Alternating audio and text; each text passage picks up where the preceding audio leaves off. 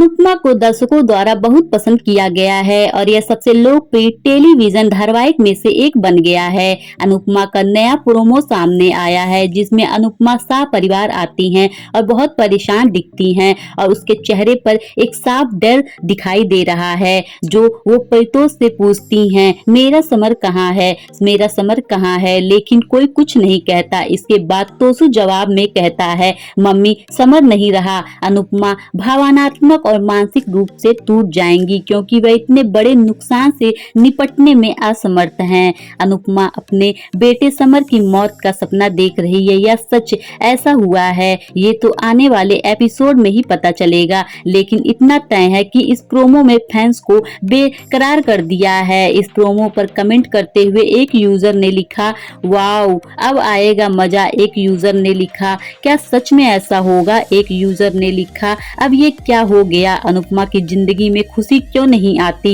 वहीं अनुपमा के एपिसोड में दिखाया जाएगा कि वो मालती देवी से माफी मांगती है, लेकिन गुरु माँ को उस पर दया नहीं आती है। अनुपमा उसके अकेडमी जाती है और गाने बजाती रहती है और डांस करने के लिए कहती है। मालती देवी बार बार गाने बदलती है और उसे नाचते रहते कहती है। नकुल उससे कहता है कि वो अनुपमा को सजा देने के बजाय अनुपमा को अपमानित कर रही हैं। दूसरी तरफ अनुज और पूरा शाह परिवार परेशान है कि आखिर मालती देवी ना जाने अनुपमा के साथ कैसा बर्ताव कर रही होगी। बाबूजी कहते हैं, जब अनुपमा लीला का दिल पिघला सकती है तो मालती देवी का भी दिल जीत लेगी। मालती देवी अनुपमा को घसीट कर गुरुकुल से बाहर फेंक देती हैं और उसके चेहरे पर दरवाजा बंद कर देती हैं। अनुपमा खड़ी होकर रो रही है। फिर उसे फोन आता है। अब देखना है अनुपमा को किसका कॉल आता है और वो कहाँ जाती है। वहीं मालती देवी अब आगे क्या करेंगी ये भी देखना दिलचस्प होगा। बता दें कि अनुपमा के लिए रूपाली गांगुली प्रत्येक एपिसोड 3 लाख रुपए चार्ज करती हैं।